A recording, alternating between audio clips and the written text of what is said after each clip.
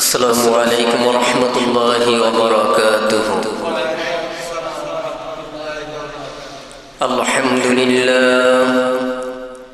আলহামদুলিল্লাহিল্লাযী জা'আলা আশ-শামসা ওয়াল কমারা বিহুসবান one Nazma ওয়াশ-শাজারা ইয়াসজুদান ওয়া ফাদ্দালা জামানান আলা জামান কামা فضل مكانا على مكان وإنسانا على إنسان ونشهد أن لا إله إلا الله وحده لا شريك له لا جد له ولا ند له ونشهد أن سيدنا وسندنا وحبيب قلوبنا ومولانا محمدا عبده ورسوله الذي أرسله بالحق بشيرا ونذيرا وداعيا إلى الله بإذنه وسراجا منيرا أما بعد فأعوذ بالله من الشيطان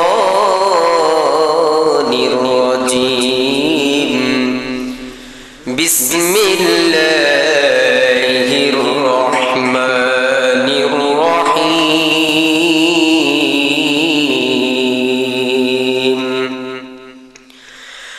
أتأمرون الناس بالبر وتنسون أنفسكم وأنتم تتلون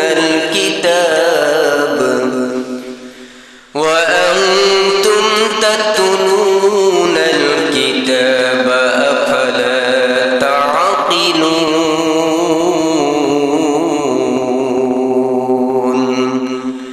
وقال تعالى إن الله وملائكته يصلون على النبي يا أيها الذين آمنوا صلوا عليه وسلموا تسليما اللهم صل على محمد وعلى آل محمد كما صليت على إبراهيم وعلى آل إبراهيم إنك حميد مجيد اللهم بارك على محمد وعلى آل محمد كما باركت على إبراهيم وعلى آل إبراهيم إنك حميد مجيد بلغ العلا بكماله كشف الدجى بجماله حسنت جميع خصاله صلوا عليه وآله محمد آकर कुफर को मिटाया कुफर को मिटाकर सदाकत बताया बलगल उला बिकमालिही कशफत दुजा बिजमालिही हसनत जमीउ खिसालिही सल्लू अलैहि व आलिहि ला इलाहा इल्लल्लाह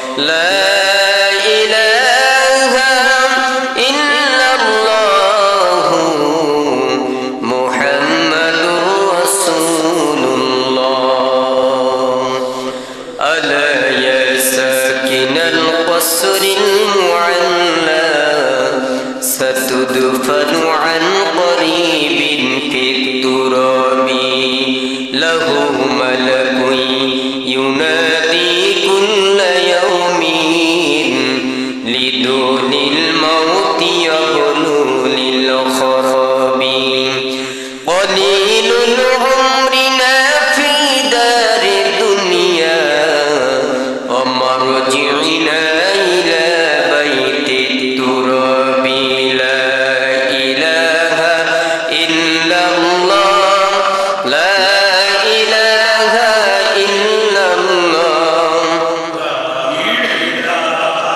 إلا الله لا إله إلا الله لا إله إلا الله لا إله إلا الله لا إله إلا الله لا إله إلا الله لا إله إلا الله لا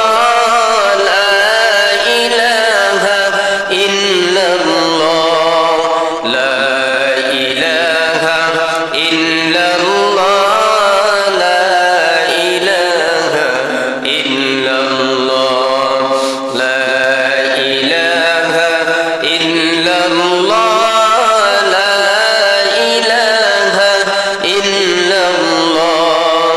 لا إله إلا الله لا إله إلا الله لا إله إلا الله محمد رسول الله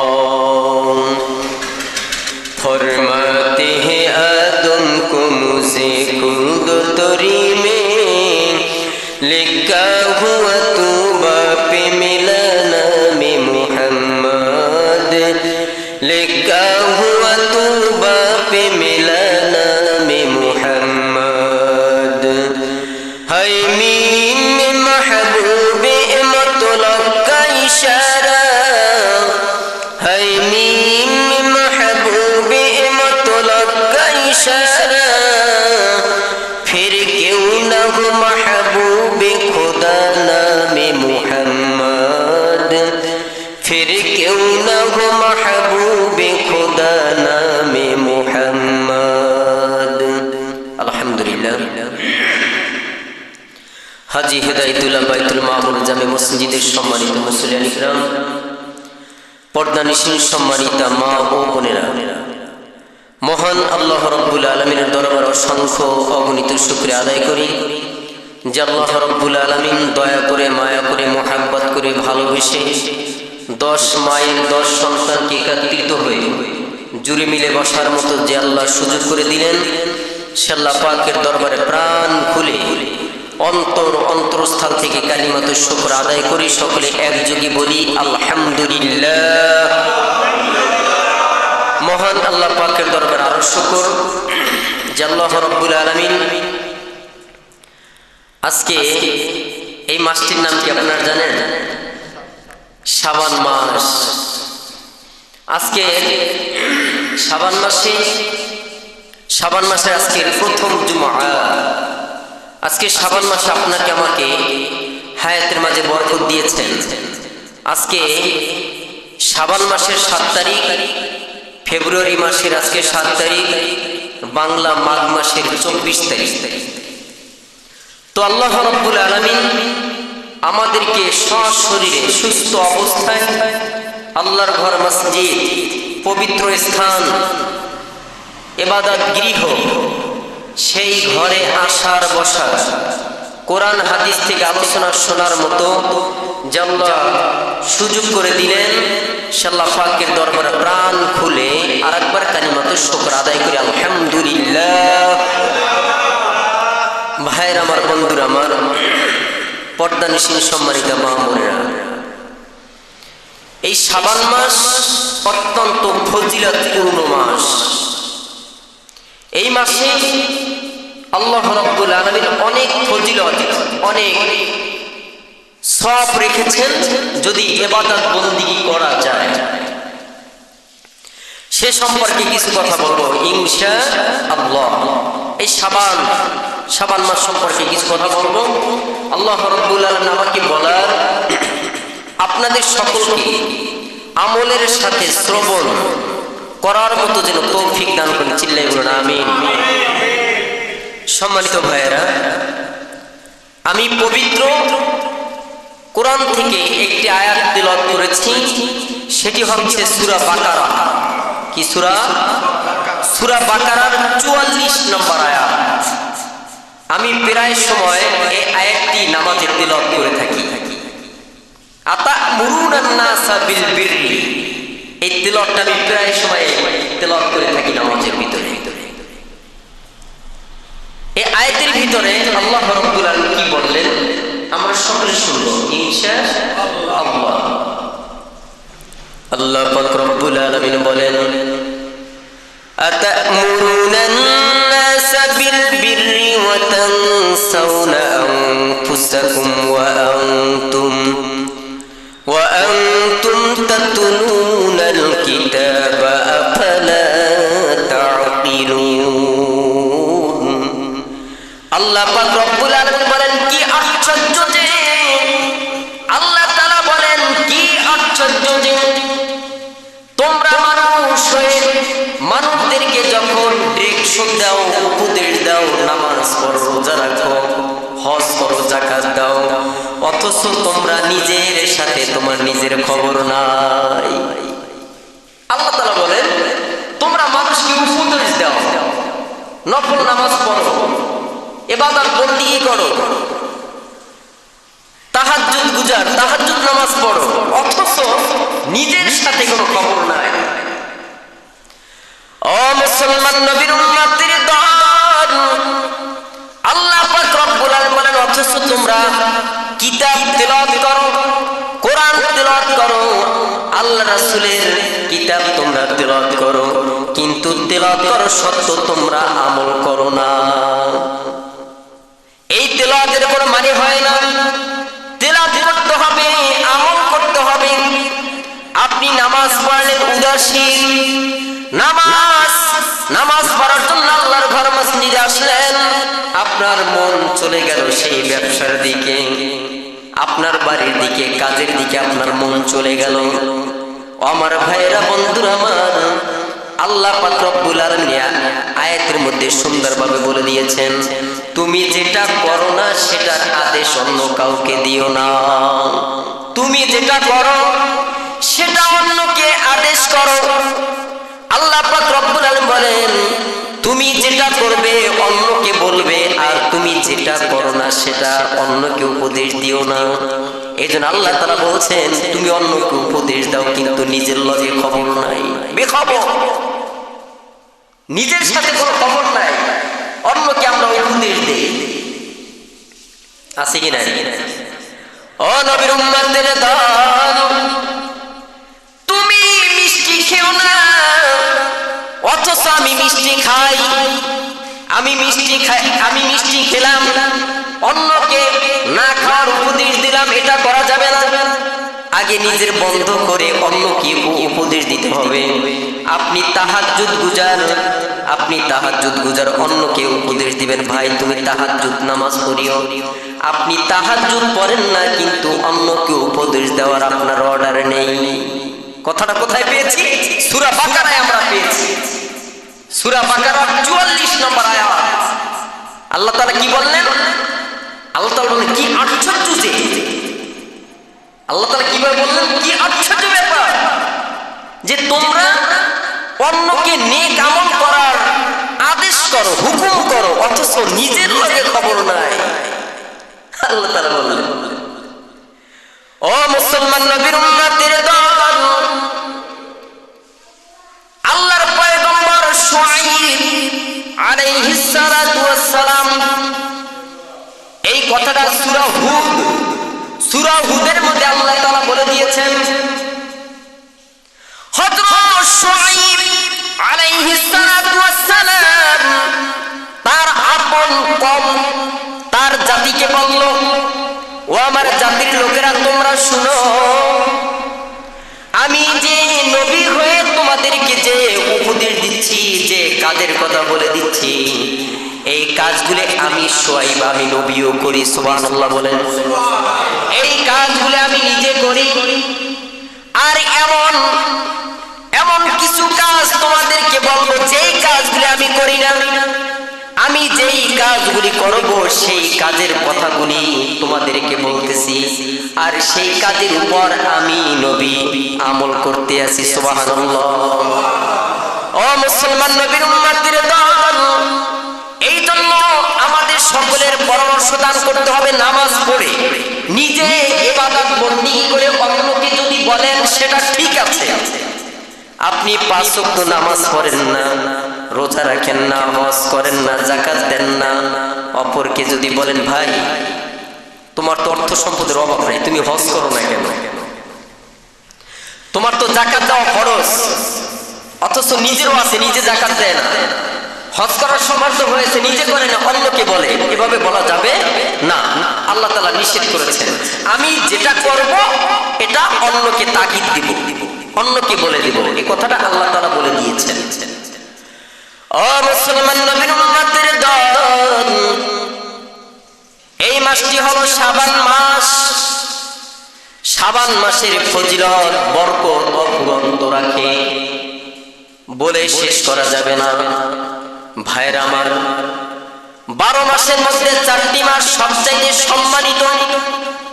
তার মধ্যে দেখেন রজব এবং রমজান মাসের মধ্যবর্তী মাসটির নাম হলো শাবান মাস।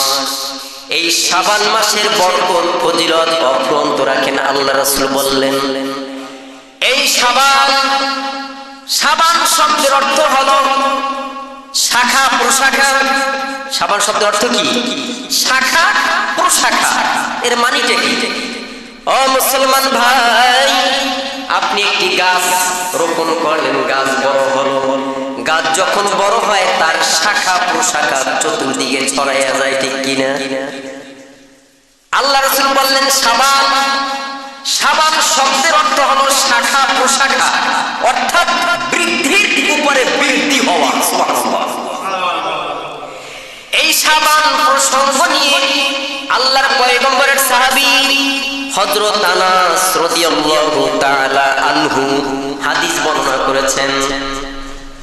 আল্লাহর পয়গম্বর বললেন, এই মাসের নাম শাবান মাস রাখার কারণ হলো, এই মাসের নাম শাবান মাস রাখার কারণ হলো, এই মাসে যে বান্দা বান্দি রোজা রাখবে, এই মাসে যে বান্দা বান্দি রোজা রাখবে এবং রোজা রাখার পর আল্লাহর পয়গম্বর বলছেন ওই বান্দার আমলনামায় পর্যাপ্ত পরিমাণে শাখা যেমন প্রশাখা যেমন ছড়ায়া যায়, ঠিক তেমনি ভাবে তার আমলনামায় পর্যাপ্ত পরিমাণে সবরেসানি বাড়াইয়া দিবেন। সুবহানাল্লাহ।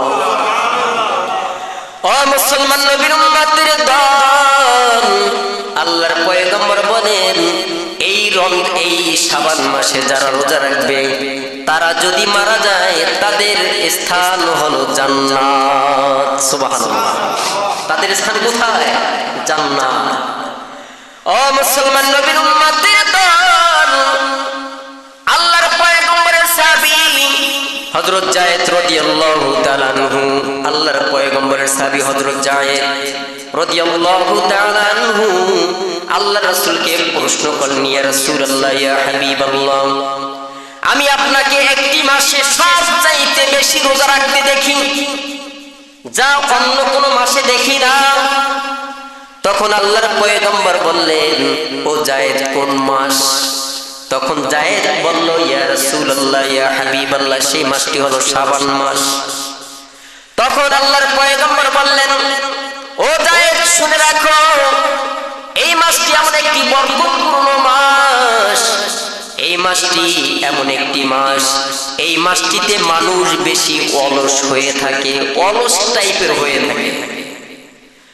আল্লাহর পয়গম্বর বলেন, অথচ এই শাবান মাসে আল্লাহ পাক রব্বুল আলামিন প্রত্যেকটা বান্দা বান্দির আমল উঠানো হয় সুবহানাল্লাহ, আল্লাহ পাকের দপ্তরে চলে যায়। দেখবেন অফিস আদালতে, যেমন ব্যাংকের একটা হিসাব নিকেশের একটা সময় থাকে, জুন মাসে 15 দিন হয়। জুন মাসে তাদের হিসাব নিকাশ ক্লোজ করে। আর 12টি মাসের মধ্যে আমরা যে ইবাদত বন্দেগী করি, এই যত ইবাদত বন্দেগী করছি এর আমলগুলি উঠানো হয় কোন মাসে? এই শাবান মাসে। সুবহানাল্লাহ। ও মুসলমান নবীর উম্মতের দল, আল্লাহর পয়গম্বর বলেন, আমি চাই এই যে এই মাসে বান্দার অলস থাকে, এই জন্য এই মাসে আল্লাহ পাক রব্বুল আলামিন বান্দা বান্দির আমলনামা আল্লাহ পাকের দপ্তরে চলে যায়।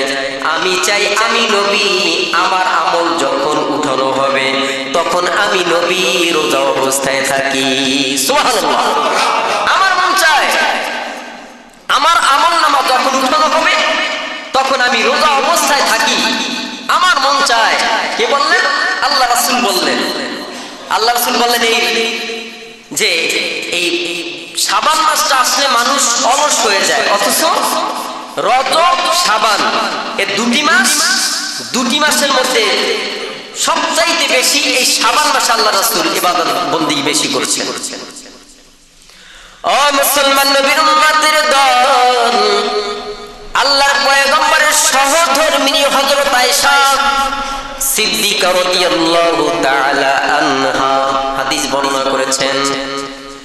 আল্লাহর রাসূলের সহধর্মিনী হযরত আয়েশা তিনি বলেন, আল্লাহর পয়গম্বরের নিকট সব মাসের চাইতে সবচাইতে গুরুত্বপূর্ণ মাস ছিল শাবান মাস। সুবহানাল্লাহ।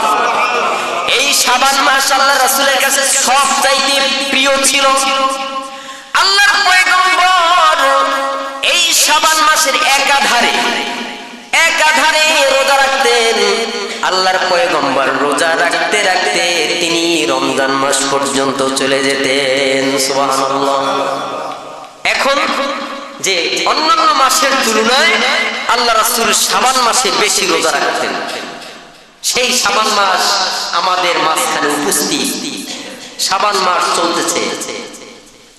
এই শাবান মাসে দেখা গেল এখনো অনেকেই রোজা রাখেন নাই, কারণ আমরা আল্লাহ রাসূল প্রতি মাসে 3টা রোজা রাখতেন। 13, 14, 15 3টি রোজা রাখতেন। কিন্তু শাবান মাসে আনলিমিটেড 10টা রাখছেন, 15টা রাখছেন, এরকম না, তার মন চাইছে রাখছেন। ও মুসলমান নবীর উম্মতের দল, আল্লাহর পয়গম্বর শাবান মাসে রোজা রাখতে রাখতে তিনি রমজান পর্যন্ত পৌঁছে যেতেন। আল্লাহ রাসূলের কাছে সবচাইতে প্রিয় মাস, পছন্দের মাস কোনটা? শাবান মাস। এই শাবান মাসে আমরা সেই নবীর উম্মত, আমাদের করণীয় কিনা? আমাদের তো করা দরকার। আল্লাহ রাসূল যেটা পছন্দ করেছেন সেটা তো আমরা তো অপছন্দ করতে পারি না, সম্ভব নয়। আল্লাহ রাসূল যেটা পছন্দ করেছেন আমরা সেটা করব। হয়তো একটু কষ্ট হবে, হয়তো দেখা গেল আমাদের প্র্যাকটিস করতে হবে, অনেক প্র্যাকটিস করতে হবে, সাধনা করতে হবে। নবীরে কি নবী এমনিতেই হয়ে গেছেন? অনেক কষ্ট মুজাহাদা করেছেন। আল্লাহ পাকের খাস বান্দা, প্রিয় বান্দা কেন হয়েছেন? এই যে ওলি আল্লাহরা কেন আল্লাহ পাকের প্রিয় বান্দা হয়েছেন? তারা অনেক সাধনা করেছেন। ওই যাই দেখেন গভীর রজনীতে তাহাজ্জুদ নামাজ পড়তে পড়তে, কারণ ওই গভীর রজনীতে বান্দা যখন তাহাজ্জুদ নামাজ পড়ে আল্লাহ এবং বান্দার মধ্যে কোনো পর্দা থাকে না। সুবহানাল্লাহ। বান্দা যা বলবে তাই আল্লাহ কবুল করেন। সেই সুযোগটা আমরা যদি একটু কাজে লাগাইতে পারি আলহামদুলিল্লাহ। ও মুসলমান নবীর উম্মতের দল,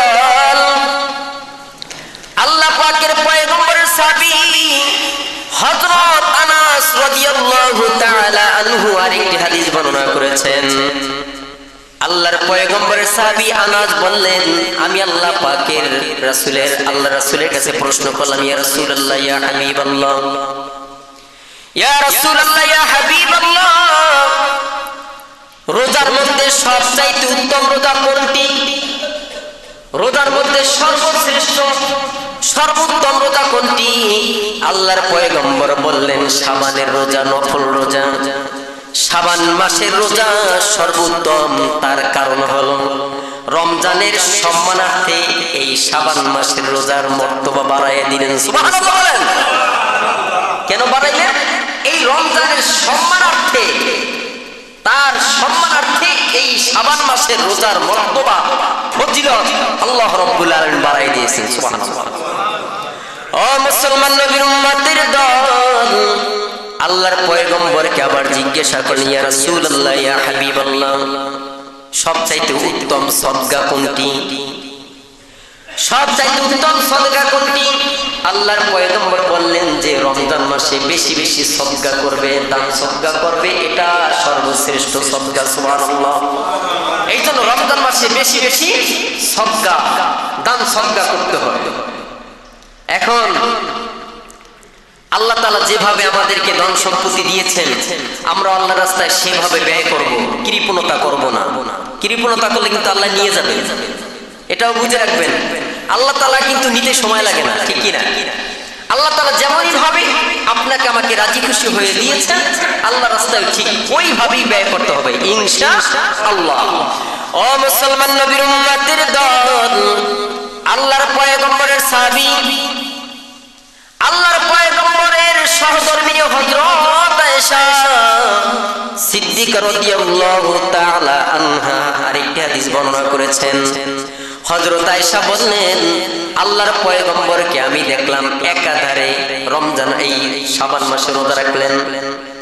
তখন আমরা বলাবলি করলাম, আল্লাহ রাসূল মনে হয় আর রোজা ছাড়বেন না, আর রোজা পরিত্যাগ করবেন না।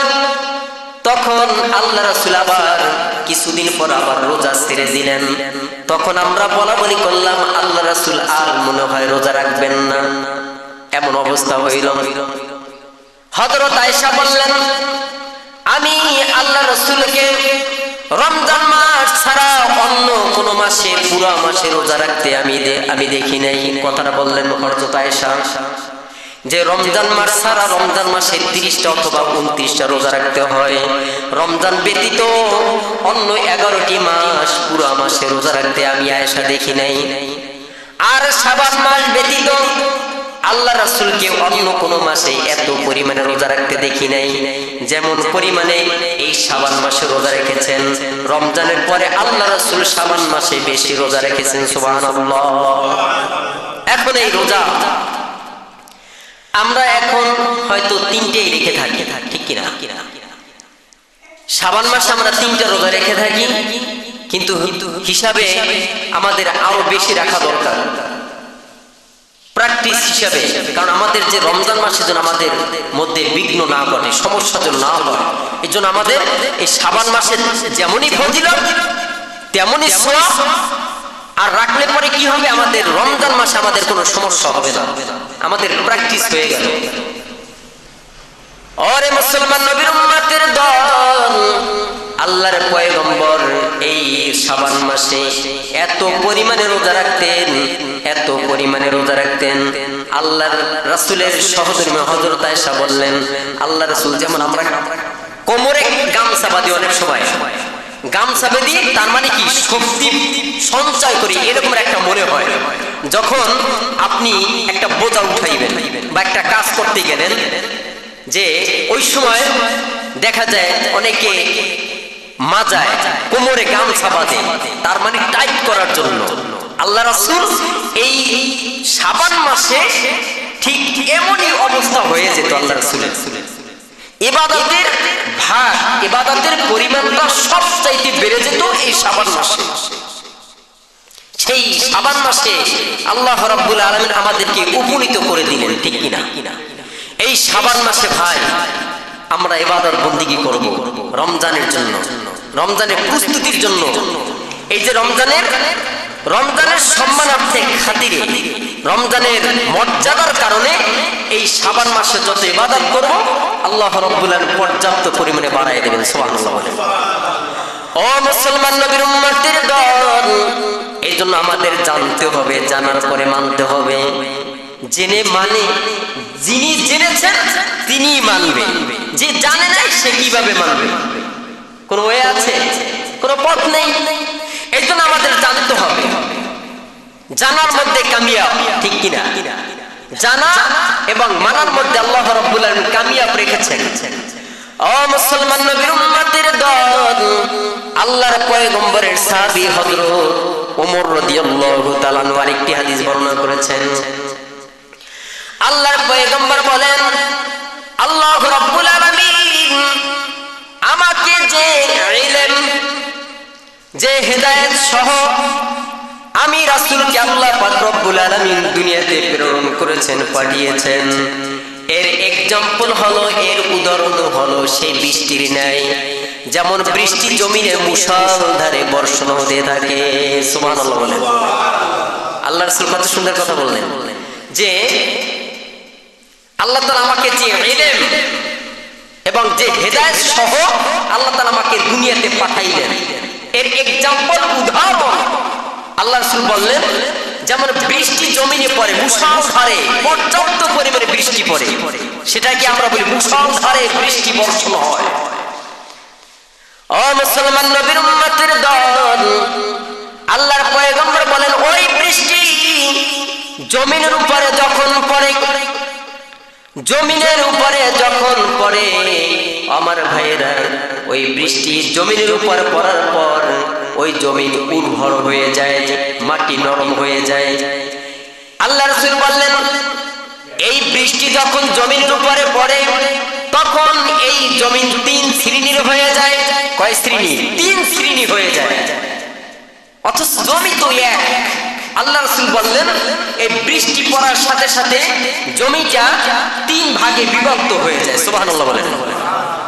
নাম্বার 1, এই প্রথম নাম্বার হলো, জমির উপরে যখন আল্লাহ পাকের রহমতের বৃষ্টি পড়ে তখন এই বৃষ্টিটা কোন কোন মাটি একদম চুষে খেয়ে ফেলে, তখন ওই জমিটা থেকে আল্লাহ পাকের রহমতে, আল্লাহ পাকের রহমতের বৃষ্টি পড়লো, ওই জমি থেকে আল্লাহ পাকের দেখবেন শস্য আল্লাহ পাক উৎপন্ন সবচেয়ে বেশি দেয়।